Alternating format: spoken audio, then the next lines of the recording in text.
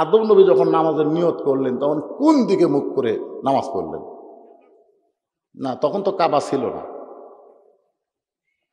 না, তখন কাবা ছিল? আমি তো বলছি কাবা ছিল না, আপনারা বলতেছেন কাবা ছিল না, কিন্তু তখন কাবাই নাই। তাহলে আদম নবী যে 2 রাকাত নামাজ পড়লেন, শুকরিয়া তার স্বরূপ, এই 2 রাকাত নামাজ কোন দিকে মুখ করে নামাজ পড়লেন?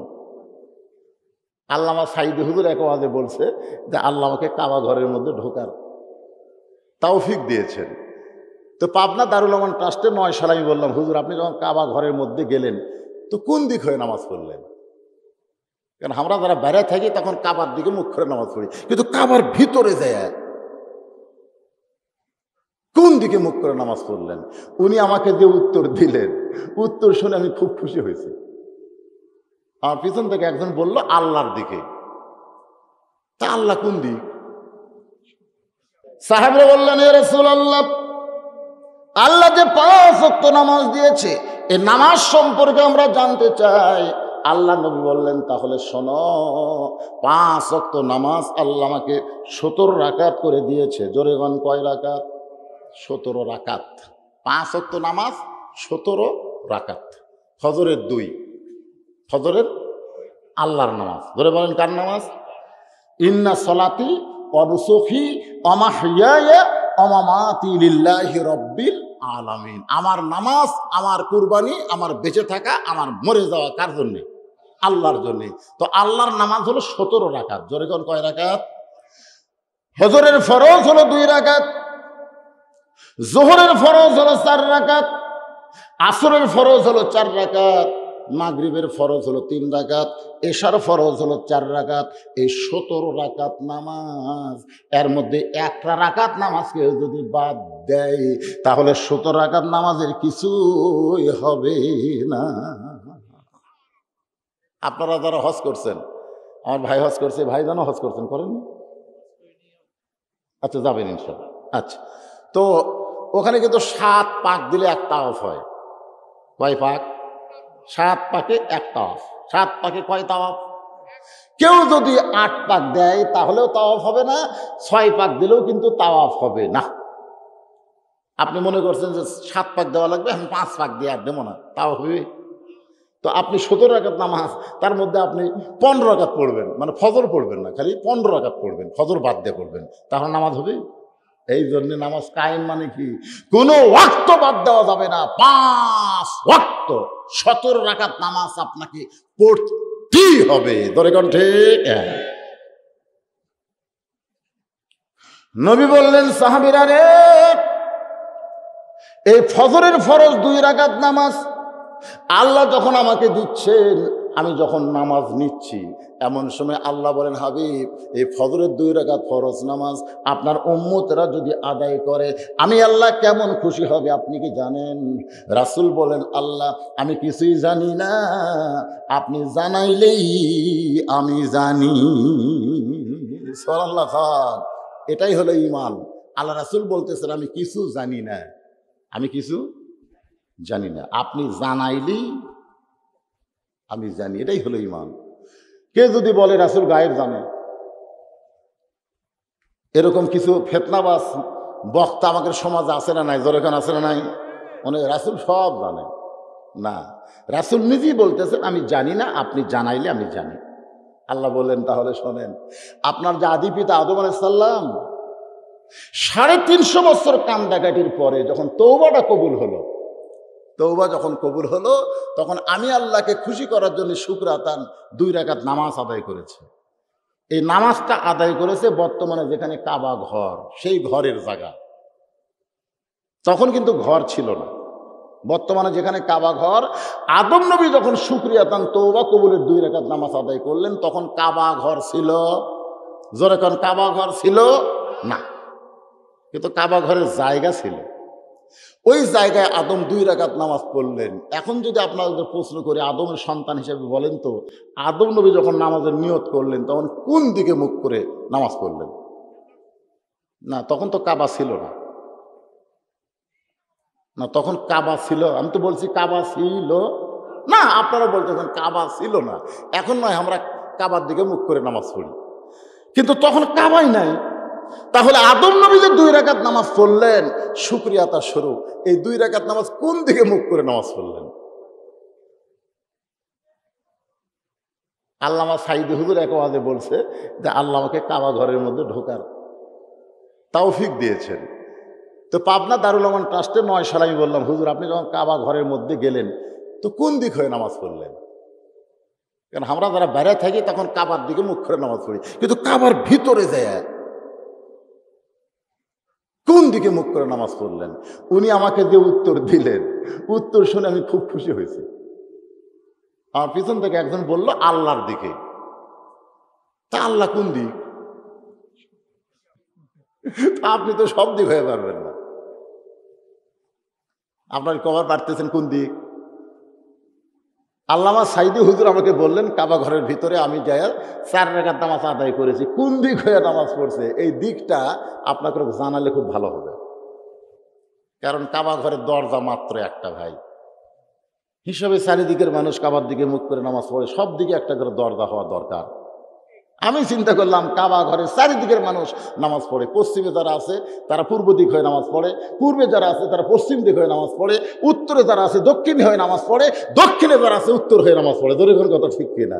কিন্তু দরজা একটা কেন? দরজা হওয়া লাগবে 4টে। কিন্তু আল্লাহর কি কাম, আমাদের বাংলাদেশের মুসলমানেরা যেদিক হয়ে নামাজ পড়ে কাবা ঘরের দরজাটা আল্লাহ সেই দিকেই দিয়ে দিছে। ধরে কর সুবহানাল্লাহ। আমাদের ভাগ্য এত ভালো ভাই, আমরা নামাজ পড়তেছি কাবার দরজার দিকে। ধরে কোন দিকে? একটা ঘরের মধ্যে ঢুকতে গেলে কিসের দরকার? কথা বোঝেন আপনার, কথা যদি না কন তো আজকে আপনি শুনবেন। একটা ঘরের মধ্যে ঢুকতে গেলে কিসের দরকার? দরজার দরকার। অন্য কোনো দেশের লোকেরা দরজা পায় নাই, কিন্তু বাংলার মুসলমান কাবা ঘরের দরজার দিকে মুখ করে নামাজ পড়ে। এই জন্য অন্য দেশের মুসলমানের চাইতে বাংলাদেশের মুসলমানের নামাজ ভালো। 100 দেশের মুসলমানের নামাজ পড়া আমি দেখছি, 100 দেশ। বহু দেশের মুসলমান এরকম নিয়ত বান্দার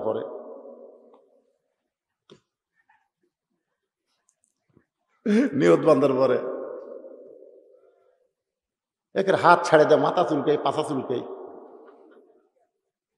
বহু দেশের মুসলমানকে দেখছি এই নামাজ একজন পড়তেছে ওর ঘাড়ের উপর পাও দেয়, সামনের দিকে চলে যায়। আমাদের বাংলাদেশের মুসলমান জীবন গেল নামাজ কেউ পড়তেছে তার সামনে দিয়ে যাবে না। ধরে কোন কথা ঠিক কিনা? আর একবার যদি হাত বাঁধে ভাই, আর চুলকে যদি নিচে ধুইয়াও যায় ওই কিন্তু চুলকাবে না। আরে কারণ আমরা দরজা পাইছি। সুবহানাল্লাহ কর না কেন? ওই কাবা ঘরের দরজা দিয়ে যদি কাবার ভিতরে ঢোকা যায়, কাবা বরাবর চতুর্থ আসমানে আর একটা ঘর, তার নাম হলো বাইতুল মামুর। আর বাইতুল মামুর বরাবর আল্লাহর আরশ, যেখানে আল্লাহ বসে থাকে। মানিস্তাওয়া আলাল আরশ। বাংলার মুসলমান যখন রুকু থেকে সিজদায় যায়, এক জগ পানির মধ্যে এক মুষ্টি চিনি ঘন্টন মারলে ওই পানির মধ্যে চিনি যেমন বিলীন হইয়া যায়, বাংলার মুসলমান নামাজে দাঁড়াইলে আমার আল্লাহর মহব্বতের পাগল হয়। কিন্তু যারা পড়ে না, এরকম নিয়ে আমাদের সমস্যা। যারা আমরা নামাজ ধরেছি একটু মনোযোগ দিয়ে শোনেন বাজান। মসজিদের উন্নয়ন কল্পে মাহফিল, মসজিদ 3 তালা করে কি হবি রে? আমাকে কয় হুজুর 2 তালা হয়েছে, 3 তালা করা লাগবে, মুসল্লি আঁটে না, এত মুসল্লি। যদি জিজ্ঞাসা করা হয় ফজরের খবর কি, তখন আর কথা কয় না। ফজরের খবর কি, আর কথা কয় না, এক কাতারই হয় না। জোহরের খবর কি, কোনো মতে এক কাতার। আসরের খবর কি, ফজরের মতোই। মাগরিবের খবর কি, 1.5 কাতার। এশার খবর কি, ফজর না এশাও তাই। তো মসজিদের মধ্যে কয় কাতার? 9 কাতার। তো 9 কাতারে এখনো 2 কাতারই হয় না, তো 3 তালা বানাবা কেন? নিজ তালারই 2 কাতার হয় না, 2 তালা তো পড়ে আছে, আবার 3 তালা কেন করবা? তখন বলতে যে হুজুর ওই জুমার দিনে সবার শেষে আগে যায়, ওই শালাকের জন্য 3 তালা করা লাগতেছে। জুমার দিনে সবার শেষে আসা আগে যায়, ওরকে জন্য কয় তালা? আপনার বলেন তো, জুমার দিনে যারা শেষে আসা আগে যায় ওরা কি নামাজি? ওর জন্য আল্লাহ ডাইরেক্ট বলে দিয়েছেন, ফাওয়াইলুল লিল মুসাল্লিন আল্লাযীনা হুম আন সালাতিহিম সাহুন আল্লাযীনা হুম ইরাউন ওয়া ইয়ামনাউনাল মাউন। তওবা যখন কবুল হয়েছে, শুকরিয়া তান 2 রাকাত নামাজ পড়েছে, আল্লাহ বলে, হাবিব আসসালাতু খায়রুম মিনান নাওম শোনার পরে আপনার উম্মতরা বিছনা খাতা বাদ দিয়ে যখন মসজিদে এসে ফজরের 2 রাকাত নামাজ জামাত আদায় করবে, আমি আল্লাহ এত খুশি হব। আদম নবীর 300 বছর 350 বছর তওবায় কান্নাকাটি করার কারণে যে খুশি হয়েছি, তার চাইতে বেশি খুশি আমি আল্লাহ হয়ে যাব। এবং আদি পিতা আদম নবীর সম পরিমাণ সওয়াব ফজরের 2 রাকাত নামাজ জামাতে পড়লে আমি আল্লাহ আমল নামায় দিয়ে দিব। নবী বললেন, আল্লাহ এই খবর যদি আমার উম্মতেরা শোনে, আমি রাসূল ওয়াদা দিচ্ছি, ওরা জীবন যাবে, জীবন থাকা অবস্থায় ফজরের নামাজ কোনোদিন বাদ দিবে না। রাসূল কিন্তু ওয়াদা দিয়েছে, আমার উম্মতেরা জীবিত থাকা অবস্থায় কোনোদিন ফজরের নামাজ বাদ দেবে না। আমার উম্মতেরা, কার উম্মত? নবী কিন্তু আমার উম্মত বলেছে কারকে? যারা ফজরের নামাজ মসজিদে আদায় করে, যারা করে না। রাসূল বলেছেন, ফজরের নামাজ কেউ যদি বাড়িতে পড়ে, বাড়িতে যদি ফজরের নামাজ পড়ে, এরপরে ওই মুনাফিক। কথা কয় না, কথা কয় না। শতকরা বাংলাদেশের 90 জন বক্তা, 100 জন বক্তার মধ্যে 90 জন বক্তা ফজরের নামাজ মসজিদে পড়ে না। আপনারা ঠিক কেন? আমি ঠিক বলতেছি, বক্তাকে, আমি তো বক্তা। বাড়ির পড়ে, বক্তারা যে সারা রাত ওয়াজ করে, ঘুম পড়ে, ঘুমোর থেকে আসরাতে আসে না, ওটি কোনো মজুদ করে ঘটঘট করে ওটি বিছনার ধারতি। আল্লাহ রাসূল বলেছেন, ওয়াল ফজরি ওয়া লায়ালিন আশর, ফজরের নামাজে নিঃশ্বাস। সুবহানাল্লাহ বলেন। আপনি বাড়ি থেকে মসজিদ দিকে যাবেন, উন্মুক্ত আবহাওয়া, একটা নিঃশ্বাস, একটা নিঃশ্বাস টানেন, আপনার শরীরের ভিতরে আল্লাহ এমন একটা মহব্বত পয়দা করে দিবে, ভিতরে সমস্ত নেফাকে আল্লাহ দূর করে দিবে। ধরে করেন সুবহানাল্লাহ। আল্লাহ রাসূল বললেন, আমার কোনো উম্মত জীবিত থাকা অবস্থায় ফজরের নামাজ কোনোদিন বাদ দিবে না। আমরা কি সেই নবীর উম্মত হতে চাই? কারা কারা চায়? আল্লাহকে একটু হাত দেখে। লিল্লাহি তাকবীর। হাত নামান। জীবন থাকা অবস্থায় ফজরের জামাত আমরা কোনোদিন বাদ দিব।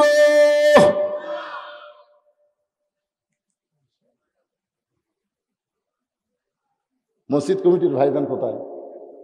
আপনাকে এই মসজিদের কমিটির লোক আপনি? মাশাআল্লাহ, আজ থেকে ফজরের নামাজে যা মুসল্লি হবে ভাই। সুবহানাল্লাহ।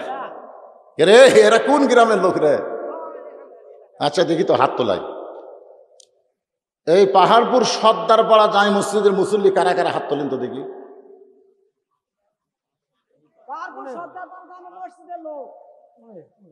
আছে, এই সাইডে অনেকগুলো আছে। আচ্ছা হাত নামান। আপনারা বাইরে থেকে কারা আছেন তারা একটু হাত তোলেন তো দেখি। মাশাআল্লাহ, হাত বাইরের লোকেরই বেশি। একটা জুয়ান ছেলে ফেলে আসেন। এই পাহাড়পুর সর্দারপাড়ার যুবক কারারে হাত তোলতে দেখি। 30 বছরের নিচে বয়স কারকে হাত তোলেন দেখি।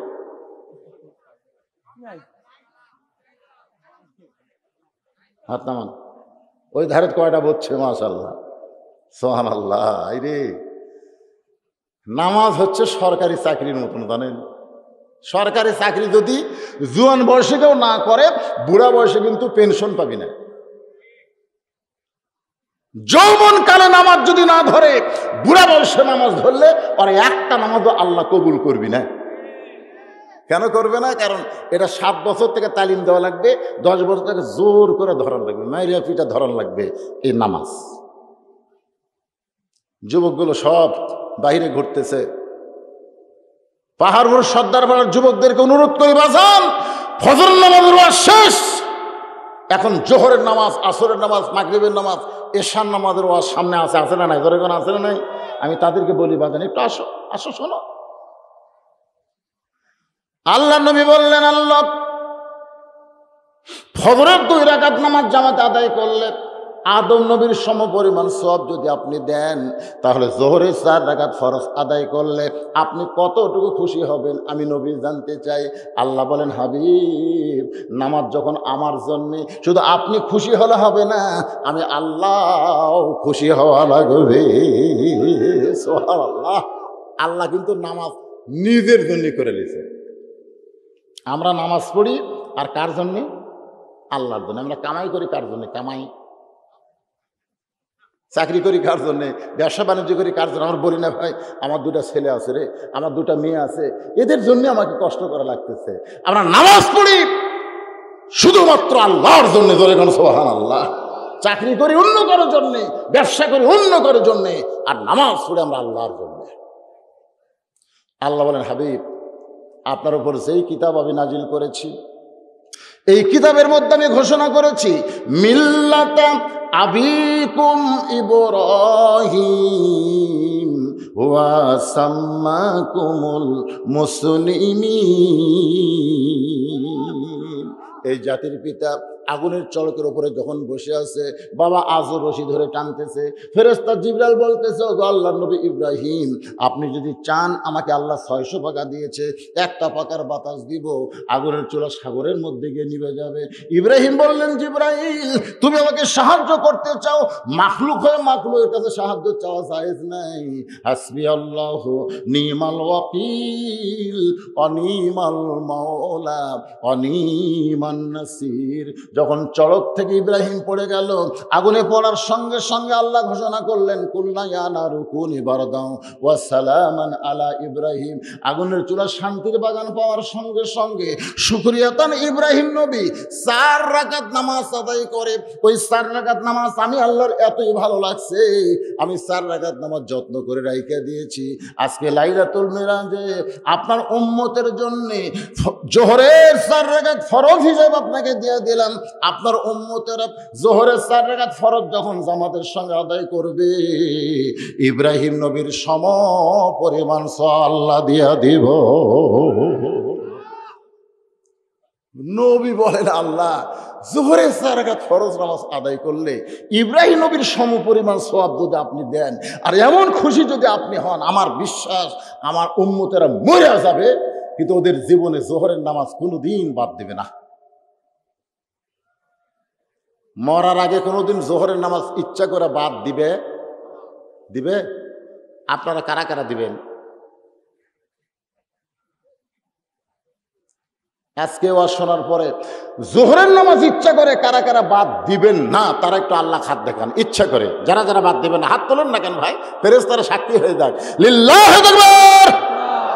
হাত নামান, হাত নামান। নবী বলেন, আল্লাহ আসরের 4 রাকাত ফরজ নামাজ আদায় করলে আপনি কেমন খুশি হবেন আমি নবী একটু শুনতে চাই। আল্লাহ বলে, হাবিব শুধু আপনি খুশি হলেন হবে না, আমি আল্লাহ খুশি হবার চাই। আসরের 4 রাকাত ফরজ নামাজ আপনার উপরে যে কোরআন নাজিল করা হয়েছে, এই কোরআনের ভিতরে একটা নবীকে সবচাইতে বেশি নিয়ে আলোচনা, যেই নবীর নাম হলো মুসা কালিমুল্লাহ। নবীর নাম কি? মুসা কালিমুল্লাহ। 5 ওয়াক্ত নামাজের মধ্যে আসরের নামাজ হচ্ছে সালাতুল ওস্তাহ। খুব খেয়াল করবেন, আল্লাহ রাসূল বলেছেন আসরের নামাজ নিজের জিম্মায় যারা আদায় করবে, বাকি 4 ওয়াক্ত নামাজ আদায় করা আল্লাহ তার জন্য সহজ করে দেয়। জোরে করে সুবহানাল্লাহ। কোন নামাজ? এই মাঝখান থেকে কয়টা যুবক উঠে গেল, এই নামাজের কথা ভালো লাগতেছে না? নামাজ পড়বেন না আপনারা? লাভ নাই তো, নামাজ আদায় না করলে তার কিছুই থাকবে না। এমন কথাও আমার সম্পর্কে বলা হয়েছে যে ভাইজান, এই যে নামাজ, যে নামাজ নিয়ে আমি কথা বলতেছি, মসজিদকে কেন্দ্র করে মাহফিল, মসজিদকে কেন্দ্র করে মাহফিল। এই ফাঁকা জায়গাটা পুরো করে দেন, তাই পিছনের লোকেরা সামনে আসেন তো। এই মাঝখানে এতক্ষণে ফাঁকা থাকলে এই জায়গাত কিন্তু শয়তান বসবি, শয়তান। আপনারা কি চান যে আমাদের কোলের কাছে শয়তান বসুক? চান? ফাঁকা থাকলে পিছনে থাক, শয়তান বসবার চাচ্ছে থাক, ওই পিছে থাক, যা। কিন্তু মাঝে মাঝে শয়তানকে চান্স দেওয়া যাবে না। তো আমরা এই করোনার কারণে আমরা মাঝে মাঝে শয়তানকে চান্স দিছি। সারা জীবন আমরা ওয়াজ করছি 3 জায়গায় ফাঁক রাখা যাবে না। তার মধ্যে 1 নম্বর হলো নামাজের কাতার যখন করব তখন মাঝে মাঝে ফাঁক রাখা যাবে, কিন্তু করোনা আসার কারণে কিন্তু আমরা ফাঁক থুছিলাম। ঠিক কিনা বলেন? করোনা এসে আমাদের নামাজ ফাঁক করে দিল। আমি কিন্তু কোনো মাহফিলে করোনার কয়েক বছর বলতেই পারিনি যে ভাই চেপে চেপে বসেন, এটা বলবারই সাহস পাইনি। কিন্তু নামাজের মধ্যে যেটি ফাঁক সেটি কোরআনের মাহফিলে চেপে বসতে বলা যাবে? এক স্বামী স্ত্রী বলতেছে, হাইরে বাংলাদেশে করোনা, একই ল্যাপের তলে স্বামী স্ত্রী ঘুম পাড়ি, যখন চাকরির যাই তখন বাসে উঠলে আর একসঙ্গে বসবার দেয় না। স্বামী এক সিটে বসে, মাঝখানে এক সিট ফাঁকা, আর এক সিটে বউ বসে, মাঝখানে সিট ফাঁকা রাখা লাগবে, করোনা। আমরা স্বামী স্ত্রী ভাই একসাথে গলা ধরে ঘুম পাড়ি রে, বাসে উঠলে ফাঁক রাখা চলবে, করোনা করোনা। এই করোনার কারণে অনেক ফাঁক হয়ে গেছিল বাংলাদেশ। এখন আর করোনা আছে, এই জন্য ফাঁক বন্ধ করে সামনের দিকে বসেন, ফাঁকা থাকলে পিছনে থাকে, অসুবিধা নেই। মুসা নবী সবচাইতে জলিল কদর আল্লাহর এমন একজন পয়গম্বর, মাঝে মধ্যে আল্লাহর সঙ্গে মুসা নবীর অনেক গল্প হয়েছে, যখন ঠিক কি না। একদিন মুসা নবী আল্লাহকে বলতেছে, আল্লাহ আমি তো জান্নাতে যাব, আমার সঙ্গে জান্নাতি কে হবে? আল্লাহ কয়, মুসা তুমি জান্নাতে যাবা এই গ্যারান্টি কোথায়? মুসা বলতেছে, আল্লাহ আপনি কোন কি? আমি জান্নাতি। আল্লাহ বলে, মুসা জান্নাতে যাবা তার গ্যারান্টি কোথায়? মুসা বলতেছে, আল্লাহ ও আল্লাহ তুমি জান্নাত বানাইছো, তুমি কি জান্নাতে থাকবা? তুমি যাদেরকে জান্নাত দিবা তাদের সম্পর্কে তুমি বলেছো, ফাদখুলি ফি ইবাদি ওয়াদখুলি জান্নাতি। কেউ যখন আমার বান্দা হয়ে গেল, এ যেন জান্নাতের মধ্যে প্রবেশ করলো। আল্লাহ আমি তো জান্নাতে যাবই, তা আমার সঙ্গে জান্নাতি কে হবে একটু বলেন আল্লাহ।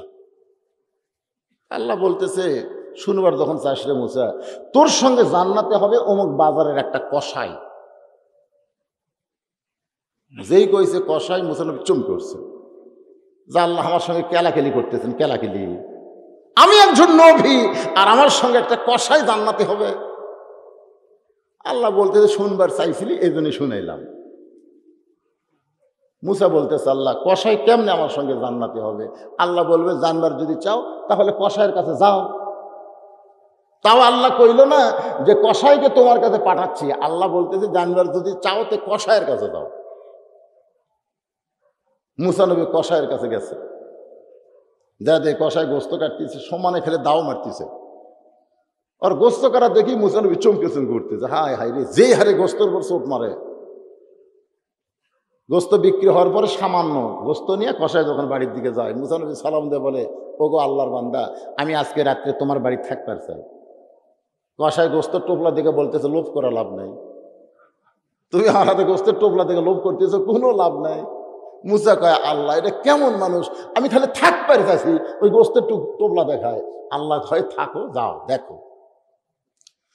মুসা নবী দেখার জন্য কসাইয়ের বাড়ির বৈঠকখানায় গোস্তের টোপলা নিয়ে কসাই বাড়ির মধ্যে ঢুকে ওই গোস্তটা ভুনা করে কসাই ঘরের মধ্যে ঢুকে একটা ঝুড়ি বের করে, ওই ঝুড়ির মধ্যে একটা বুড়ি মানুষ পেশাব পায়খানা করে সবকিছু নাপাক করেছে। কসাই নিজের হাতে পেশাব পায়খানা পরিষ্কার করে গোসল করায় বুড়ি মানুষটার মুখে, কবিতর যেমন তার বাচ্চাকে খাওয়ায়, কসাই গোস্তগুলো চাবায় চাবায় ওই মায়ের মুখে যখন দেয়, ওই বুড়ি মা দুইটা হাত তুলে কান্দের, বলে, আল্লাহ আমার কসাই সন্তানকে এই জামানার পয়গাম্বর মুসা নবীর সঙ্গে জান্নাত দিও। কসাই চিল্লায় বলে, মা এমন দোয়া আল্লাহ কোনোদিন কবুল করবে না, একটা কসাই কোনোদিন মুসা নবীর সঙ্গে জান্নাতে হবে? মা বলতেছে, আমি দোয়া করার করলাম, কবুল করার মালিক হচ্ছে আল্লাহ, আমি হলাম দোয়া করার, আর কবুল করার মালিক কে? কসাই বলতেছে, মা এই দোয়া আল্লাহ কোনোদিন তোমার কবুল করবে না। মুসা নবী বৈঠকখানা থেকে বলে, কসাই ভাই তোমার মায়ের দোয়া আল্লাহ কবুল করেছে। কসাই চিল্লায় বলে, তুমি কে গো? আমার মায়ের দোয়া কবুল হয়েছে তুমি কেমনে বুঝো? মুসা কান্দার বলে, আমি জামানার নবী মুসা পয়গাম্বর। وَكَذَا رَبُّكَ أَلَّا تَعْبُدُوا إِلَّا إِيَّاهُ وَبِالْوَالِدَيْنِ إِحْسَانًا। রে দুনিয়ার মানুষেরা, তোমরা নামাজ পড়ো, রোজা করো, জিকির করো, হজ করো, যাকাত দাও, আল্লাহর ইবাদত করার সঙ্গে সঙ্গে তোমাদের আর একটা ইবাদত করা লাগবে, সেইটা হলো তোমাদের বাপ মার প্রতি ইহসান করো, দয়া করো, ভক্তি করো। কোনো সন্তান বাপ মার অন্তরে কষ্ট দিয়া সে যতই নামাজ পড়ুক, একটা নামাজও আল্লাহর দরবারে কবুল হবে না। একদিন মুসা বলতেছে, আল্লাহ বলতেছে, মুসা দুনিয়াতে সবচাইতে জ্ঞানী কে? মুসা বলতেছে, আমি। আল্লাহ কয়, মুসা তোমার সাথে জ্ঞানী কেউ নাই? না, তুমি আল্লাহ, আমি কালিমুল্লাহ, যত গল্প হয় তোমার সাথে আমার, তোমার যত জ্ঞান সব আমার কাছে, আর কারো কাছে নাই। এটাও কোরআনের মধ্যে আল্লাহ দিয়েছে, বুখারী শরীফ হাদিসের মধ্যেও দিচ্ছে যে মাজমাউল বাহরাইন, যদি তোমার চাইতে জ্ঞানী কোনো ব্যক্তিকে দেখতে চাও, দুই সাগরের মাঝখানে যাও। বিশাল লম্বা ঘটনা। মানে মুসাকে নিয়ে আল্লাহ সবচাইতে বেশি আলোচনা করেছে এই কোরআনে। জোরে কোন কথা ঠিক কিনা? সেই মুসা নবী একদিন তুর পর্বতে গিয়ে আল্লাহকে বলতেছে, আল্লাহ আপনি কেমন আছেন? আল্লাহ বলতেছে, মুসা আমি কেমন আছি এটা যখন জানবার চাও, ইযহাব ইলা ফিরাউন ইন্নাহু তাগা। আমি আল্লাহ কেমন আছি যদি জানবার চাও তাহলে ফেরাউনের কাছে যাও। মুসা নবী ফেরাউনের কাছে গেল, আসরের 4 রাকাত নামাজ কেমনি পাইছি এটা বলতেছে। ফেরাউনের কাছে যায়, দেখে ফেরাউন জিকির করতেছে, আনা রব্বুকুমুল আলা, আমি হলাম সবচাইতে বড় আল্লাহ। আচ্ছা, এটা যদি আমাদের কাছে ফেরাউন কয় আমরা হয়তো বিশ্বাস করব, কিন্তু মুসার কাছে তখন বলতেছে, মুসা বিশ্বাস করবি? কারণ এই মাত্র মুসা কার সাথে কথা বলে যাচ্ছে?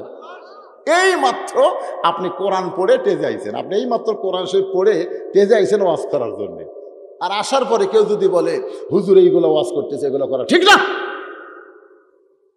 যে লোকটা বলতেছে এটা হলো ফেরাউনের গোষ্ঠী। ধরে কারণ কার গোষ্ঠী? কারণ ফেরাউনের গোষ্ঠীরা কোনো সময় চাবে না যে আল্লাহর রাজত্ব দুনিয়াতে কায়েম হোক। তাবারাকাল্লাযী বিয়াদিহিল মুলক ওয়া হুয়া আলা কুল্লি শাইইন কাদির, এইটা কখনো ফেরাউনের গোষ্ঠী চাবে না। ধরে কোন কথা ঠিক কিনা? কোনো সময় চাবে না। এখনই মুসা নবী আল্লাহর সঙ্গে কথা বললো, আর ফেরাউনের কাছে এসে দেখে ফেরাউন বলতেছে, আমি সবচাইতে বড় আল্লাহ। মুসা কয়, কে রে? ই যদি সবচাইতে বড় আল্লাহ হয় তাহলে যার সাথে আমি কথা বললাম সেটা কে? মুসা নবী এরকম হাত চুলকাচ্ছে, হাত। কারণ মুসা নবী তো বুঝতেইছেন ভাই, যাই চর দিয়ে আজরাইল চোখের মুড়ি উল্টে দেয়, চর দিয়ে। এটা কি জাতা নবী মনে করছেন? আজরাইল খালি সালাম দেয়নি, বলছে ওগো মুসা নবী জান কবজ করবো। আজরাইল মুসা কয় আয়, জান যখন কবজ করবি তাহলে আয়। মুসা যখন আজরাইল যখন পায়ের ধাপ ফালাচ্ছে, তখন মুসা বলতেছে, আল্লাহ আজরাইল কিন্তু আমার জান কবজ করবার আসতেছে। আল্লাহ কয় কি করবে? একটা চড় মারবো, একটা চড় মারবো। আল্লাহ কয় তোমার হাত দেখো আর আজরাইলের দিকে তাকাও। কোথায় আজরাইল আর তুমি কোথায়? 3.5 হাত। তোমার চড় আজরাইলের কোন জায়গাত মারবে? কয় চোখত মারবো, মুখত মারবো। আল্লাহ কয় মুসা কেমনে মারবো? মুসা বলতেছে বিসমিল্লাহ বলে মারবো। যদি লাগে তাহলে তোমার পাওয়ার, না লাগলে বুঝবো তোমার পাওয়ার নাই, কারণ আমি মুসার হাত আর বিসমিল্লাহ। আল্লাহ কয় মুসা রে তুই খুব চালাক রে। তো যে আজরাইল কাছে আইছে বিসমিল্লাহ কয়া মারছে সব, আল্লাহর কুদরতি হাত মুসার হাতের সাথে জোড়া লাগে। সুবহানাল্লাহ। আজরাইলের কান সারাত না লাগায় লাগিয়েছে চোখের উপর। মানে 2 হাত একত্র হলে এখন কি হয়? মুসার রাগ, আল্লাহর শক্তি। ধরে ঘর সুবহানাল্লাহ। মুসার কি রাগ আর আল্লাহর কি মেরিয়া দিছে, একের বাম চোখের মনি উল্টে গেছে। সেই মুসা হাত চুলকায়, এরকম হাত চুলকায়। ফেরাউন মারবি তো। এখন আল্লাহর সাথে কথা বলে আসে, এই বেটা কয় আনা রব্বুকুমুল আলা, আমি সবচাইতে বড় আল্লাহ। আল্লাহ বলেন উদু ইলা সাবিলি রাব্বিকা বিল হিকমা মাউইজাতিল লিল হাসানা। মুসা রে ফেরাউনের সঙ্গে যুদ্ধ করার জন্য করে পাঠাই নাই, বরং হিকমতের সাথে সুন্দর ভাষায় আমি আল্লাহর কলেমার দাওয়াত দে। সুবহানাল্লাহ। সঙ্গে সঙ্গে মুসা নবী বলতেছেন লা ইলাহা ইল্লাল্লাহু মুসা কালিমুল্লাহ। ভাইজান, এই কলেমা পড়লে কি আমাদের গুনাহ হবে? আমরা কি হিংসু? আপনি যদি খ্রিস্টানকে বলেন যে তোরা কলমা পড়, ওরা বলবে লা ইলাহা ইল্লাল্লাহ ঈসা রুহুল্লাহ। ওরা কিন্তু ঈসা পর্যন্ত মানে। যদি আপনি ইহুদিকে বলেন তোরা কলমা পড়, ওরা বলবে লা ইলাহা ইল্লাল্লাহ মুসা কালিমুল্লাহ। ওরা কিন্তু মুসা পর্যন্ত মানে। ওই যে ইসরায়েলের ইহুদি, এরা কিন্তু মুসা পর্যন্ত মানে। আর আমেরিকার খ্রিস্টান, এরা কিন্তু ঈসা আলাইহিস সালাম পর্যন্ত মানে। আর যারা মুসলমান, তারা সমস্ত নবীকে মানে আর আমাদের নবীকে ইত্তেবা করে। জোরে কোন কথা ঠিক কিনা? তাহলে মুসা নবীর কলমা পড়তে আমাদের কোনো আপত্তি? খ্রিস্টানদের আপত্তি আছে, ওরা পড়বে না।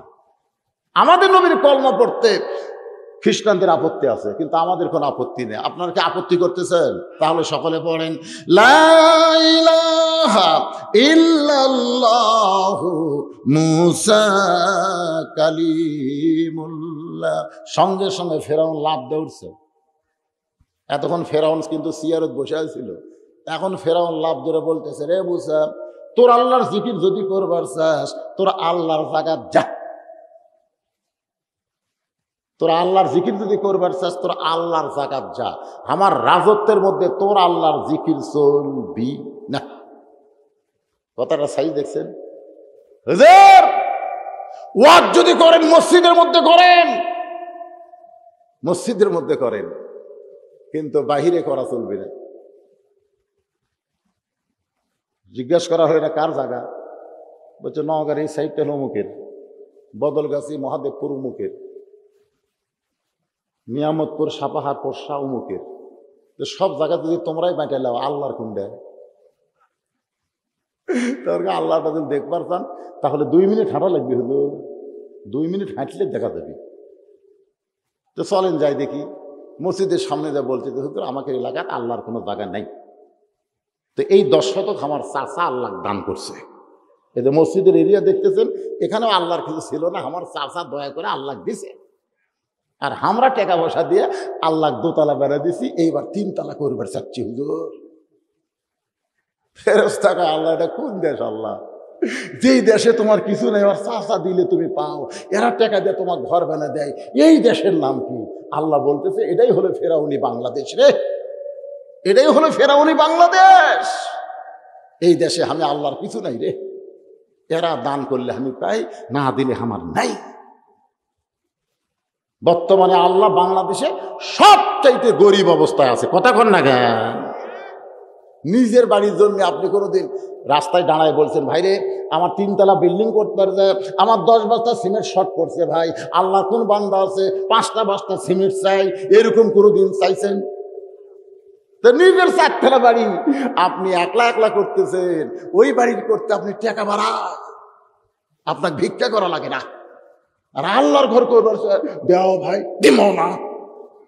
আমি কই দেও ভাই, ওই পকেট থেকে কই দিমো না। এমনকি জানেন কতগুলো বেহুদ্দা দেখি মসজিদের দান বাক্স মুখের সামনে দিয়ে যায়, 2-1জন পকেট থেকে টাকা বের করে, সব চাইতে পুরাতন ছেঁচড়া টাকা, পানালা লেয়নি, চালা ধরেনি, ওই সিঙ্গা টাকা ওই আলগুতি বের করে কৌটার মধ্যে দিছে। আর একজন দেখতেছে 500 টাকা আছে, 10 টাকা আছে, কাঁচা টাকা খুঁজতেছে, কাঁচা টাকা, সব চাইতে ছোট টাকা 5 টাকা ছুট করে দিছে। আর একজন ভাই ওর পকেটের টাকা থাকতেও ওই এরকম ধরে থিয়ে দিছে। আর একজন ওর 2 পকেট টাকা ভরা ওই বাম হাতে এইরকম মারিছে, 4-5 মুসল্লি ছাড়িয়া কৌটা চলে গেছে, চৌচৌ করে চলে গেছে।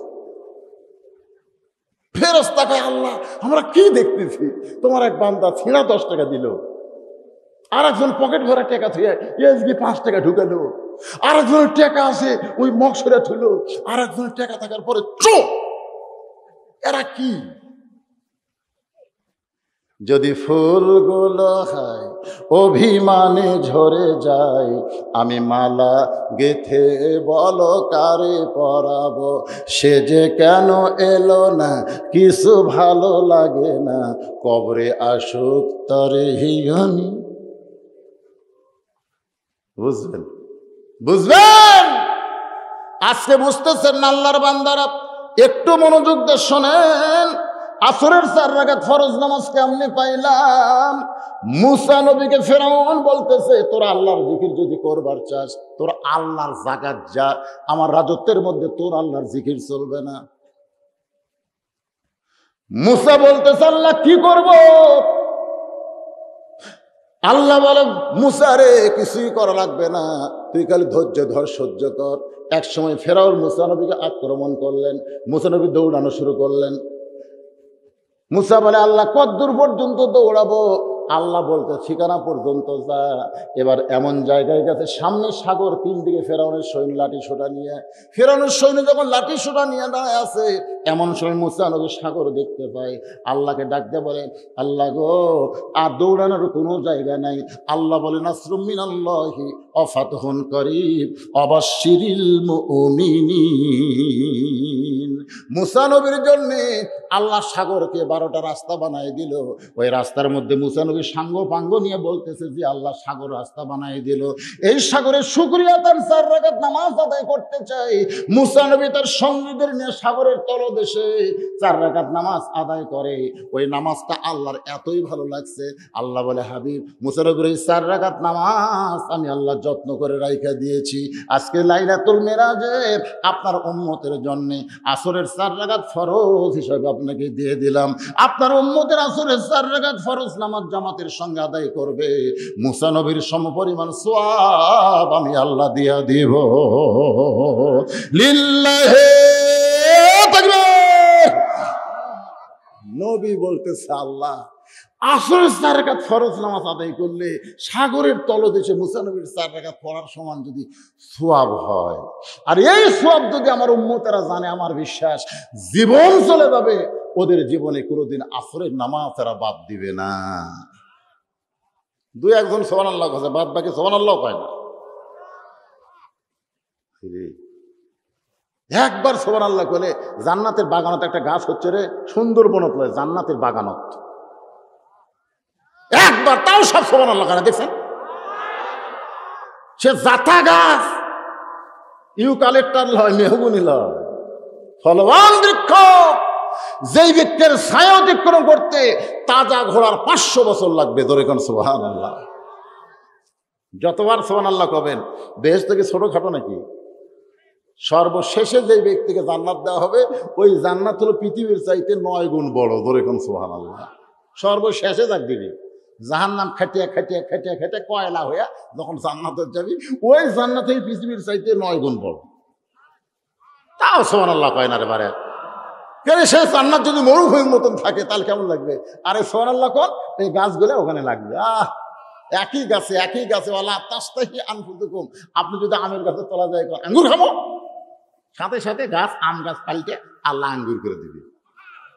আপনি যদি আম গাছের তলার দেখেন আপেল খাবো, সঙ্গে সঙ্গে ওয়ালা তাস্তাহি আনফুসুকুম, আল্লাহ আম গাছ পাল্টে আপেল গাছ বানিয়ে দিবে। মানে যা চাবেন আপনি তাই পাবেন।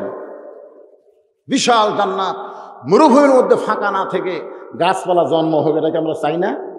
যতবার সুবহানাল্লাহ বলবেন ততবার আপনার নামে নামে জান্নাতের বাগানে একটা করে গাছ আমার আল্লাহ কুদরতে হাত দিয়ে লাগায় দিবে। নবী বলেন, আল্লাহ মাগরিবের 3 রাকাত ফরজ নামাজ পড়লে আমার উম্মতের জন্য কেমন খুশি হবেন? আল্লাহ বলে, ওগো নবী, শুধু আপনি খুশি না, আমি আমার বান্দার প্রতি খুশি হব যদি মাগরিবে 3 রাকাত ফরজ জামাতের সঙ্গে আদায় করে। মাগরিবের 3 রাকাত ফরজ নামাজ কেমনে পাইলাম এটা বলতে গিয়ে যদি 10-15 মিনিট লাগে, আপনার কি বিরক্ত হচ্ছেন? নবী আল্লাহ ডাক দেওয়া, হাবিব আপনার উপর যে কিতাব আমি নাজিল করেছি, ওই কিতাবের মধ্যে একজন নবীর নাম রয়েছে। যেই নবীকে নিয়ে আমরা একটা গান শুনেছি, গজল শুনেছি। ইয়াকুব নবী, সবাই বলেন ইয়াকুব নবী বাস করিতেন কেনানে, সবার চাইতে ভালোবাসতেন ইউসুফকে। আল্লাহর একজন নবী ছিল, নাম হলো ইয়াকুব নবী। ধরে কোন কি নবী? ইয়াকুব নবী দুটা বিয়ে করছেন। আমার মা বোনেরা এতক্ষণ ধরে বসে আছে, এরা চিন্তা করতেছে হুজুর হামাকের কোনো ওয়াজ করবি না, কি কন? এটা একটু চিন্তা আছে না? হয় ইয়াকুব নবী কিন্তু দুটা বিয়ে করছে। ধরে কোন কয় বিয়ে? সমস্ত নবী, খালি ইয়াকুব নবী না। একজন নবী শুধু একটা বিয়ে করছে, একজন নবী মাত্র এক বিয়ে করছে, আর একজন নবী এখন পর্যন্ত বিয়ে করেনি। হ্যাঁ মাশাআল্লাহ। আর যে নবী এখন আমাদের একটা রাগ করলেও যা, না করলেও তাই, ওই বাইলা মাছের মতন আমরা হয়ে গেছি। তোর এখন কথা ঠিক কিনা? তো এখন দুই দিয়ে আল্লাহ বলেছেন মাস না, দুটা বিয়ে করো। যদি তুমি সেই মরদ হও সলাসা, তিনটা করো। যদি তুমি জাতের মরদ হও তো চারটা করো, আর বা মানে চারটা করো। যদি না পারো হয়তো একটা নিয়েই ধৈর্য ধরো। তো ইয়াকুব নবী বিয়ে করছেন দুইটা। জোরে কোন কয়টা? এক বিবির পেট থেকে আল্লাহ দুইটা সন্তান দিছে, আর এক বিবির পেট থেকে দিছে 10টা সন্তান। ইয়াকুব নবী নির্জনে বসে আল্লাহর কাছে কাঁদতেছে, আল্লাহ আমি নবী হয়ে জন্ম দিলাম, আমার 12টা সন্তানের মধ্যে 2টা ভালো, আর এই 10টা এত খারাপ কেন হলো? মাবুদ আমি নবী হয়ে জন্ম দিলাম, এরপরেও আমার 2টা সন্তান এত ভালো, আর এই 10টা এত খারাপ কেন হলো? আল্লাহ ডাক দিল, ইয়াকুব তোমার 2টা সন্তান ভালো হওয়ার পেছনে কারণ হলো ওদের মা ভালো, আর 10টা খারাপ হওয়ার পিছনে কারণ হলো ওদের মা খারাপ। এখান থেকে প্রমাণ হয়ে গেল বাবার কারণে সন্তান ভালো মন্দ হয় না, সন্তান ভালো মন্দ হয় মায়ের কারণে।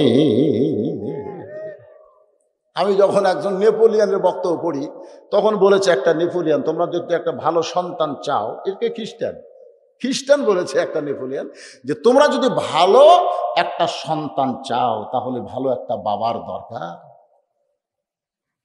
কথা কয় না? কার দরকার? আপনার পারেন তো কর না কেন? ভালো একটা মায়ের দরকার।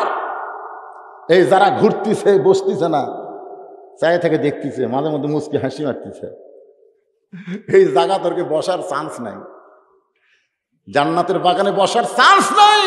যারা বসেছেন বিশ্বাস করেন এই জায়গা আপনার জান্নাত পাওয়ার একটা সাক্ষী হয়ে গেল। আর কি মনে করতেছেন? আপনাকে দেখার জন্য অসংখ্য রহমতের ফেরেশতা সামিয়ানা বরাবর আসমান পর্যন্ত দাঁড়িয়ে আছে। এই জন্য বলা হয়েছে খালি জান্নাতি বাগানে এটা রহমানি মাহফিল, রহমত অবারিত বর্ষিত হচ্ছে আপনাকে মাথার উপরে। সুবহানাল্লাহ কন্যা কেন? আর যারা চায়ে থেকে দেখতেছে উস্কি মুস্কি মারতেছে, এ মারার পিছনে কারণ হলো ওরা যখন মায়ের পেটের মধ্যে ছিল, বুঝলেন, ওদের মাও কিন্তু সহজে বসেনি। কোনো জায়গার যখন গেছে কেউ যদি বলে আপা বসেন, বসে আছি, খাড়া হয়ে থাকে বসে আছি, আমার কাম নাই, তাইকে গোটা পাড়া ঘরে, পেটের বাচ্চা নিয়ে গোটা পাড়া ঘুরিছে, ওই পেটের মধ্যে আর ঘোরনি ব্যারাম শুরু হচ্ছে। ওই দুনিয়াতে এসে বসবার পারবি না, ওই মাও ঘুরিছে উইও ঘুরিছে, পেটের মধ্যে থেকে আর ঘোরা ব্যারাম, ওই খালি চাবি মাইরা দিছে, সাইরা জনম ভরে ঘুরিতেছে। এরকম কিছু ছেলেপেলে আছে না নাই? দরকার আছে না নাই? ওরা কিন্তু কোরআনের মাহফিলে বসবে না, খালি ঘুরবে। একজন মা যদি ভালো হয়, সন্তান আল্লাহর ওলি হয়। সুবহানাল্লাহ কোন? যদিও কোরআন না হাদিস না, মাল্লাহুল মাওলা ফালাহুল কুল, এইটাকে ব্যাখ্যা করতে গিয়ে বলা হয়েছে 4 বছরের বাচ্চা আব্দুল কাদেরকে মাদ্রাসায় ভর্তি করে দিল মা, মায়ের নাম হলো উম্মুল খায়ের, বলেছেন আমার সন্তান যেন কোরআনের হাফেজ বড় আলেম হয়। এই কথা বলে মা বাড়িতে চলে আইছে। পরদিন আব্দুল কাদেরকে ওস্তাদ নিয়ে বলতেছে, বাজান যদি কোরআন হাফেজ হবার চাস তাহলে আগে কায়দা পড়া লাগবে, তারপরে সেবারা, তারপরে আল্লাহর কোরআন ধরতে হবে। এই বলে কায়দা নিয়ে এসে যখন আব্দুল কাদেরকে বলতেছে বল আলিফ, আলিফের পরে হলো বা, তারপরে হলো তা, কিন্তু আব্দুল কাদের আলিফ শোনার সঙ্গে সঙ্গে লাম মিম যালিকাল কিতাবুল লা রাইবা ফীহি হুদাল লিল মুত্তাকিন আল্লাযীনা ইউমিনুনা বিল গায়বি ওয়া ইউকিমুনাস সালাত ওমিম্মা রাযাকনাহুম ইনফিকুন। ওস্তাদ মারছে দৌড়, ওস্তাদ কয় কে রে, আলিফ বলার পরে বা, বা না কয়ে লাম মিম কয়ে যে হারে শুরু করছে, ই তো ছাড়ে না। ই মানুষের নয়, ই পেতনি টেতনির বাচ্চা হবে। ভয়ের ঠেলা ওস্তাদ দৌড়। শিক্ষক ছাত্র বলে হুজুর দৌড়ান খেন, বলে আমি একলা পারতেছি না, সগলি মিলে দেখবার চাই। সবাই মিলে ঘিরে ধরে আছে। আর ওই 4 বছরের বাচ্চা খালি চোখ বন্ধ করে এরকম ঝুঁকতিছে ঝুঁকতিছে। ওয়াজিলাত কুলুবুহুম ওয়াইজা তুলিয়াত আলাইহিম আয়াতুহু যাদাতুহুম ঈমানাও ওয়া আলা রাব্বিহিম ইয়াতাওয়াক্কালুন। এক ওস্তাদ কোরআন শরীফ নিয়ে এসে এভাবে সামনে আয়াতের উপরে আঙ্গুল গুলাইতেছে, একটা আয়াত পর্যন্ত বাদ দেয় না, একটা আয়াত বাদ দেয় না। যেই মাত্র 18 পারা কোরআন তেলাওয়াত, সঙ্গে সঙ্গে আব্দুল কাদের অটোমেটিক ব্রেক। সমস্ত ছাত্র শিক্ষক বলে ব্রেক হলো কেমনে, আর কেন পারতেছে না। বড় হুজুর বলতেছে যদি জানবার চাও তাহলে আব্দুল কাদের মায়ের কাছে যাও, মায়ের কাছে যাও।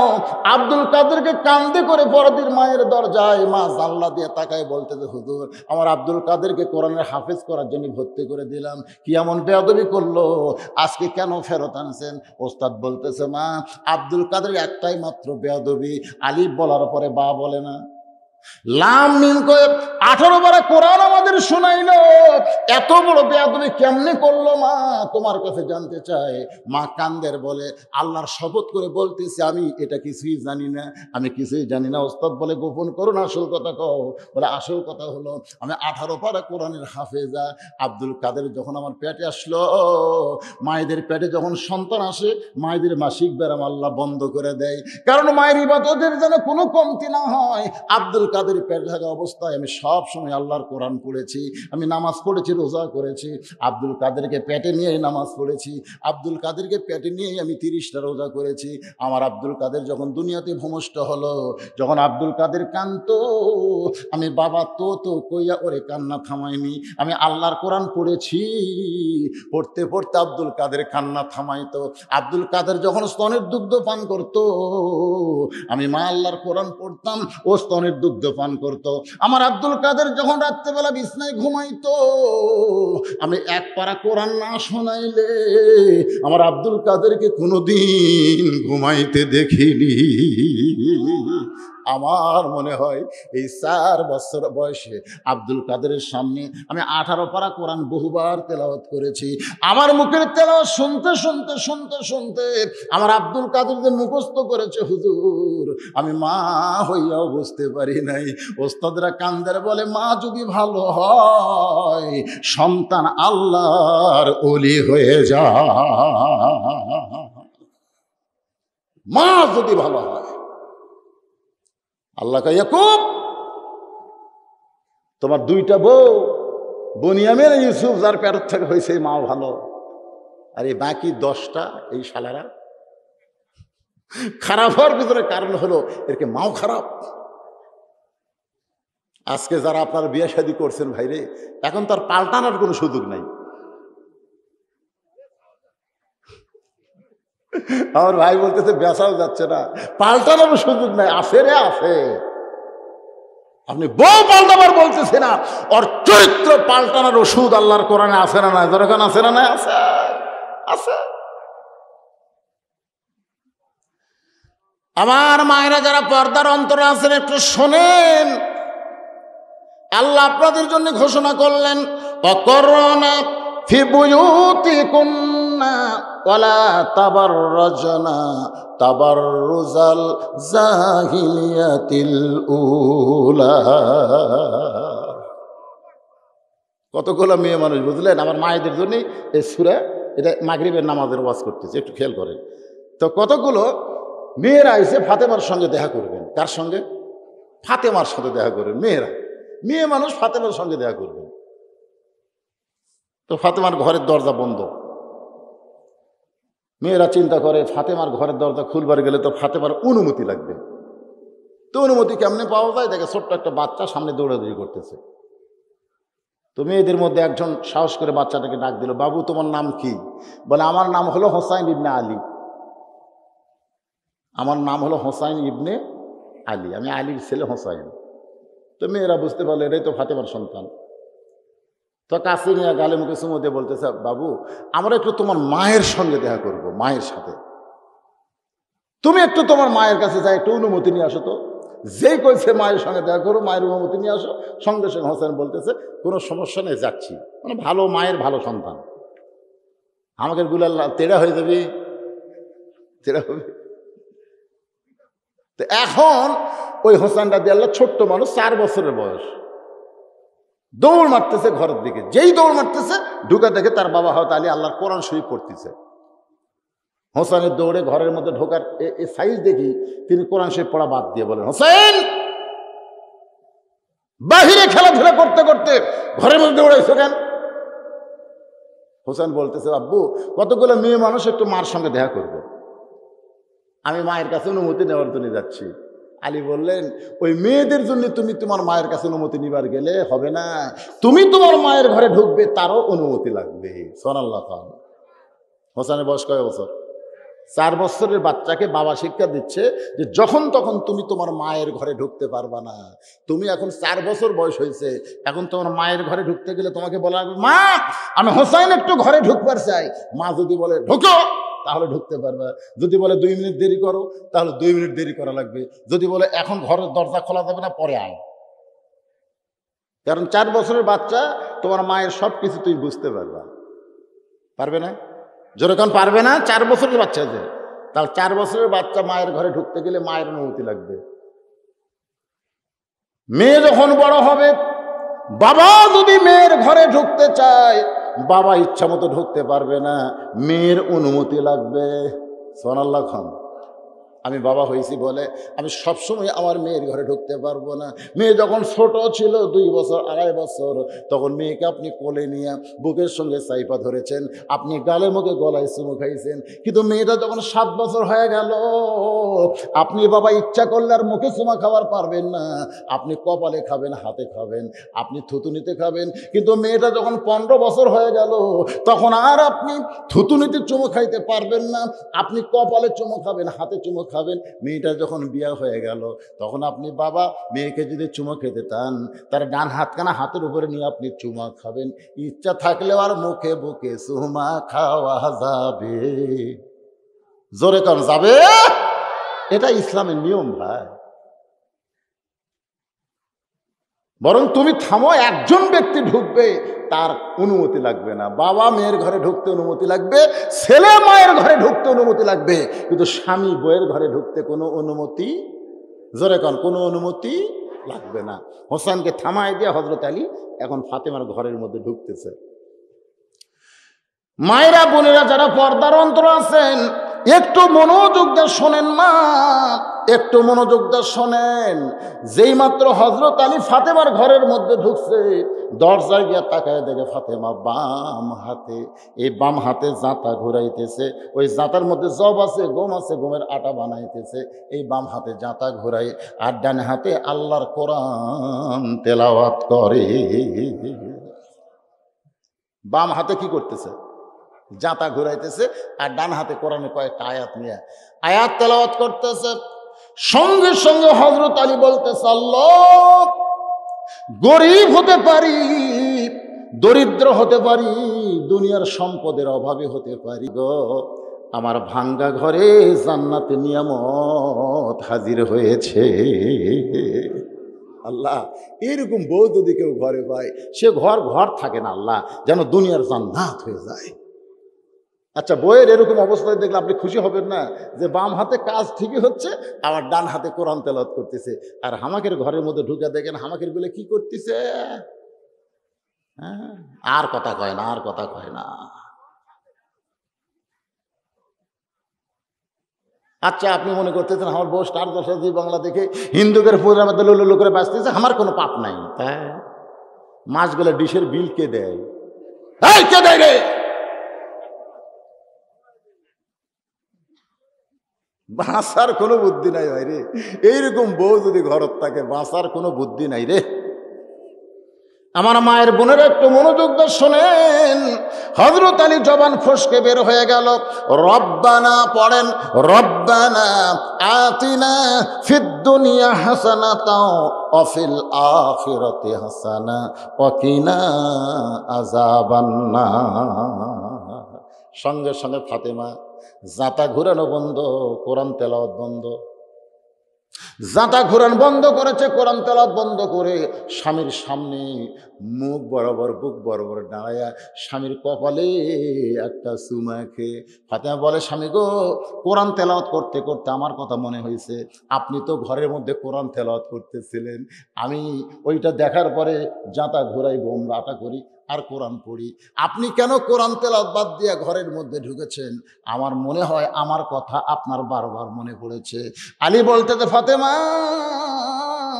আমি ঘরের মধ্যে ঢোকার সঙ্গে সঙ্গে তুমি জাঁতা ঘুরান বন্ধ করলে, তুমি কোরআন তেলাওয়াত বন্ধ করলে কেন? ও ফাতেমা, তুমি জাঁতা ঘুরান বন্ধ করতে পারো, কিন্তু আল্লাহর কোরআন পড়া কেন বন্ধ করলে? ফাতেমা বলে, স্বামী গো, আল্লাহর পরে কাউকে যদি সেজদা দেওয়ার হুকুম থাকতো তাহলে আপনার কদমে আমাকে সেজদা দেওয়া লাগতো, কিন্তু আল্লাহ ছাড়া কাউকে সেজদা দেওয়ার হুকুম নাই। এই কথার দ্বারা আমার বাবা বুঝাইলেন, মেয়ে মানুষের কাছে সবচাইতে দামি আল্লাহর পরেই হলো তার স্বামী। আপনি যখন আমার ঘরের মধ্যে কিসের জাঁতা ঘুরেন, কিসের তেলাওয়াত? তেলাওয়াত করা তো ফরজ না, তেলাওয়াত করা হলো নফল। আর স্বামী যখন ঘরে আসবে তখন স্বামীর সামনে দাঁড়ানো হলো ফরজ। সুবহানাল্লাহ কর না কেন? সুবহানাল্লাহ কর না কেন? আমি মা বোনদের জন্য নসিহতমূলক বলতেছি, স্বামীর হুকুম ছাড়া কোনো নফল ইবাদত করা যাবে না। আপনি যদি ফরজের নামাজ পড়েন, ফরজ জোহরের ফরজ পড়তেছেন, আসরের ফরজ পড়তেছেন, এমন সময় স্বামী যদি ডাকে, রহিমা, আপনি ডাকের উত্তর দেওয়া লাগবে না, কারণ আপনি আল্লাহর নামাজ পড়তেছেন। জোরে কোন কার নামাজ? যদি আপনি নফল নামাজ পড়েন, সুন্নত নামাজ পড়েন, এমন সময় যদি স্বামী ডাকে, রহিমা, সঙ্গে সঙ্গে নামাজ বাদ দেওয়া লাগবে। কি বলেন, কি বলেন? তখন নামাজ বাদ দিয়ে স্বামীর কথার উত্তর দেওয়া লাগবে। স্বামী দুপুরবেলা, শীতের রাত, মাঘ মাস, পৌষ মাস, রাত্রে খুব একটা খেলাধুলা হচ্ছে না, দুপুরবেলা গোসল আগে বউকে বলতেছে, আসো। বউ বলতেছে, আমি রোজা আছি। স্বামী কয়, এটা কিসের রোজা? এটা নফল রোজা, মাসে থাকা লাগে না, সেটা আছি। স্বামী মনে মনে কয়, হাই রে, আমার আগুনত পানি দিল রে, রোজা হবে না, রোজা হবে না। স্বামীর হুকুম ছাড়া কোন নফল রোজা বউ রাখা জায়েজ? কথা কর না কেন ভাই, রাখা জায়েজ? ডাকতেছে স্বামী, রহিমা, কথা কয় না, 3-4 বার, কি আমার কাম নাই? সবসময় ডাকেন কেন? তোর একটাও কাম নাই। স্বামী ডাকতেছে, আগে স্বামীর ডাকে সাড়া দে। আমার মায়েরা বোনেরা যারা পর্দার অন্তর আছেন, একটু মনোযোগ দিয়ে শোনেন। মাগরিবের 3 রাকাত নামাজ কেমনে পাইলাম, এশার 4 রাকাত নামাজ আমরা কেমনে পাইলাম, আপনারা কি শুনবেন ভাই? কারা কারা শুনবেন? আল্লাহকে একটু হাত দেখায়, লিল্লাহি তাকবীর। মাগরিবের 3 রাকাত ফরজ নামাজ কেমনে পাইলাম, এইটা বুঝাইতে গিয়ে ইয়াকুব নবীর কথা বলতেছিলাম। ইয়াকুব নবীর 2টা সন্তান খুবই ভালো, একটা বনিয়ামিন, ইউসুফ, আর 10টা হলো খারাপ। এই 10 জনের চক্রান্ত ইউসুফকে কূপের মধ্যে ফেলে দিল। সে কূপ থেকে আবার তাকে বাজারে বিক্রি করা হলো। বাজান গো, আজিজ মিসর জুলাইখা এই পরে ইউসুফকে কিনে তাকে লালন পালন করলো। জি, সে টাকা কুটি ও ব্যাগের মধ্যে দিছে। একজন স্বামীর সুস্থতার জন্য 500 টাকা দান করেছে। ভালো বউ, সুবহানাল্লাহ কর না কেন? স্বামীর সুস্থ হোক এজন্য 500 টাকা দিছে। আর কতগুলো মেয়ে তো চাই মরুক, জোরে কোন ঠিক কিনা? এইগুলা বউ খুব ভালো। অনেক স্বামী মারা গেলেও অনেক বিবিরা দান করে যে আমার স্বামীর কবর যেন আল্লাহ জান্নাত বানায় দেয়। আর একজন আল্লাহর বান্দা 1 মণ দান, হামিদুল ইসলাম 1 মণ ধান দান করেছে, আল্লাহ দান কবর। এগুলো এই লিখে দেন, এমনি লিখে দেন। ইউসুফ এক সময় মিশরের প্রেসিডেন্ট হলো। এক সময় ইয়াকুব নবীর সঙ্গে আল্লাহ যখন জোড় মিলাই দিলেন, জোড় এই যে তাবলিগের জোড় হচ্ছে, সামনে বিশ্ব ইস্তেমা, জোর এখন ঠিক কিনা? জোড় যখন হলো, আল্লাহ শুকরিয়া তার ইয়াকুব নবী 3 রাকাত নামাজ আদায় করলেন। ওই 3 রাকাত নামাজ আল্লাহর এতই পছন্দ হয়েছে, আল্লাহ বলে হাবিব ওই মাগরিবের 3 রাকাত নামাজ যখন আপনার উম্মতেরা মসজিদে জামাতের সঙ্গে আদায় করবে, ইয়াকুব ইউসুফের সমপরিমাণ সওয়াব আমি আল্লাহ তাদের দিয়া দিব। ভাইজান এখন বাকি থাকলে এশার 4 রাকাত ফরজ। নবী ডাকতে বললেন, আল্লাহ এশার 4 রাকাত ফরজ আদায় করলে আমার উম্মতের উপর আপনি কেমন খুশি হবেন? আল্লাহ বলে, হাবিব নামাজ আমার জন্য যখন আমার বান্দারা আদায় করবে, আপনার আগে একজন নবী ছিল, সেই নবীর নাম হলো ঈসা রুহুল আল্লাহ। রুহু আল্লাহ, আল্লাহ রুহু বলা হয় ঈসাকে, বলেন সুবহানাল্লাহ। কি জন্য বলা হয়? কারণ ঈসা আলাইহিস সালামের কিন্তু বাপ নাই। জোরে কোন কি নাই? বাপ নাই। আমি এক জায়গায় ওয়াজ করতে বলেছিলাম সূরা ফাতিহা হলো উম্মুল কোরআন, কোরআনের জননী হল সূরা ফাতিহা। এই কোরআনের জননীর নাম কি? তো একজন বলতে যে সূরা ফাতিহা যদি কোরআনের মা হয় তাহলে কোরআনের বাপ কোনটা? আমি চিন্তা করলাম কে রে, কোরআন হাদিস তো বহু বললাম, আজ পর্যন্ত কোরআনের বাপ কোন সূরা এটা তো আমি জানলাম না। এমন প্রশ্ন করা করছে, আমি তখন কি করব? এক সময় আমার মাথায় ব্রেন আসলো, আমি বললাম ভাই ঈসা নবীর বাপকে। তখন বলতেছেন ঈসা নবীর তো বাপ নাই। তো বাপ ছাড়া যদি ঈসা নবী হবার পারে, বাপ ছাড়া আল্লাহর কোরআন হবার পারে না? তখন কয় হুজুর আপনাকে আটকানো গেল না। না আটকানোর জন্য প্রশ্ন করে তো লাভ নাই। তো এখন ব্যাপার হলো ঈসা নবীর বাবা নেই, আমার আল্লাহ তাআলার কুদরতে মরিয়মের পেটে ঈসার জন্ম হয়েছে। বহু লম্বা ঘটনা, কিন্তু ঈসার ডিগ্রি হলো রূহ আল্লাহ। জোরে কোন সুবহানাল্লাহ। লা ইলাহা ইল্লাল্লাহু ঈসা রূহ আল্লাহ। আমাদের নবীর আগে কিন্তু ঈসা নবী ছিল। আমাদের নবীকে আল্লাহ মক্কা থেকে মদিনায় হিজরত করে করাইছেন। নামাজ কায়েম করতে গেলে মদিনা লাগবে, বাংলাদেশ হবে না, মক্কা হবে না। আমাদের বাংলাদেশ হলো মক্কার মতন, এখানে নামাজ কায়েম করবার চালেও হবে না। 5 ওয়াক্ত নামাজ কায়েম করবার গেলে মদিনার ইসলাম লাগবে। জোরে কোন কথা ঠিক কিনা? মক্কাতে 13 বছর নবী নামাজ কায়েম হয়নি, মক্কাতে কোনো মসজিদে নবী বানাবার পারেনি। সর্বপ্রথম মসজিদ হয়েছে মদিনায়, মসজিদে কোবা। মসজিদের নাম কি? কোবা। সেখানে 2 রাকাত নামাজ আদায় করলে একটা ওমরা হজের সওয়াব পাওয়া যায়। এই কোবা পল্লীতে জায়গাটা নবীর খুব পছন্দ। হিজরতের পরে আল্লাহ রাসূল বললেন, এই মদিনার আনসাররা এই জায়গা কার? বলে এই জায়গা তো যার ছিল সে মারা গেছে, এখন 2টা বাচ্চা এই জায়গার মালিক হয়েছে। আল্লাহ রাসূল বললেন 2 বাচ্চাকে আমার কাছে নিয়ে আসো। 2 বাচ্চাকে নবীর কাছে নিয়ে যাওয়া হলো। বলল, বাবা এই জায়গাটা আমার খুব পছন্দ। তো 2 বাচ্চা বলতেছে আপনি নিয়ে নেন। আল্লাহ নবী বললেন, বিনিময়ে কি নিবা? 2 এতিম বলতেছে, ইয়া রাসূলুল্লাহ এই জায়গার মালিক আমার বাবাও না, আমার দাদাও না, আমিও না, এই জায়গার মালিক হচ্ছে আমার আল্লাহ। নবী বললেন, এই জায়গায় আমরা আল্লাহর ঘর মসজিদ নির্মাণ করব, এর বিনিময়ে তোমরা কি চাও? 2 বাচ্চা নবীর 2 হাত ধরে বলতেছে, হুজুর বিনিময় যদি দিবার চান তাহলে আমাদেরকে জায়গার বিনিময়ে আল্লাহ যেন জান্নাত দিয়ে দেয়। জোরে কান সুবহানাল্লাহ। এই জন্য রাসূল বলেছেন, কেউ যদি মসজিদ বানায় দেয় আল্লাহ তাকে জান্নাতে একটা ঘর বানিয়ে দেয়। জোরে কান সুবহানাল্লাহ। এই জন্য নামাজ, এশার নামাজ কেমনে পাইলাম বলার জন্য আপনাদের সামনে ঈসা নবীকে নিয়ে আসলাম। চারিদিকে বাড়ি ঘেরাও করেছে, ঈসা নবীর বাড়ির চারিদিকে ইহুদিরা ঘেরাও করছে। ঘরের মধ্যে ঢুকে ঈসা নবীকে হত্যা করবে। দরজা বন্ধ করে ঈসা নবী কান্দে আর বলে, আল্লাহ যে হারে ইহুদিরা লাঠি সোটা নিয়ে দরজা বাড়ির চারিধার ঘেরাও করেছে, আল্লাহ দরজা ভেঙে যদি ঘরের মধ্যে আসে তাহলে ওরা আমাকে হত্যা করবে। এই বিপদ থেকে আল্লাহ আমাকে হেফাজত করেন। আল্লাহ কয়, ঈসা রে চিন্তা করো না, ওরা দরজা দিয়ে ঢুকবে আর আমি ছাদ ফাঁকা করে তোমারে নিয়ে আসবো। সুবহানাল্লাহ। ঈসা নবীকে আল্লাহ 4র্থ আসমানে নিয়ে গেলেন। আর ইহুদিদের মধ্যে যে বড় বীর, সে আর ধৈর্য ধারণ করতে পারেনি, রাগ করে দরজা ভাঙ্গা ভিতরে ঢুকে, কে রে ঈসা? ঈসা কোথায় রে? গোটা ঘর খোঁজা দেখি ঈসা নবী নাই। তাহলে কে রে কোথায় গেল? উপর দিকে আর তাকায়নি, বুঝলেন? কতগুলো শয়তান উপর দিকে তাকায় না, খালি সাইড থাকে, খালি সাইড দেখে, এদিকে দেখে, এদিকে দেখে, পিছন দিকে দেখে, পুলিশ দেখে, র্যাব দেখে, কোবরা দেখে, নেতা দেখে, ক্যাডার দেখে। জোরে কর কথা ঠিক কিনা? এদিকে দেখলে তো এগুলোই দেখা যাবে। আর এইভাবে আহ, ইহুদির বীর উপর দিকে তাকায়নি, ছাদ ফাটা দেখেছে, ওদিকে খেয়াল নেই, চারিদিকে তাকায় দেখে নাই রে, নাই রে। ঘর থেকে তখন বের হচ্ছে, আল্লাহ তাআলা ওই ইহুদি বীরের চেহারা ঈসা নবীর মতো করে দিছে। ধরে করো সুবহানাল্লাহ। ওই দরজা খুলে বলতে যে ভাই বহু খোঁজাখুঁজি করলাম, ঈসাক পেলাম না রে। বাহিরে যারা বীর আছিল তারা কয় তুই কে? আমি তো তোরকে সাতকার বীর, এই মার। ওই বলার টাইম দেয়নি, সবাই মেরে দিছে, শুল্পি বর্ষা। আসলে খ্রিস্টানদের ঈসা নবী মরছে, কিন্তু আমাকে ঈসা নবী এখনো চতুর্থ আসমানে আছে। ধরে করো সুবহানাল্লাহ। খ্রিস্টান ধর্ম কত বড় ভুয়া ধর্ম দেখেন।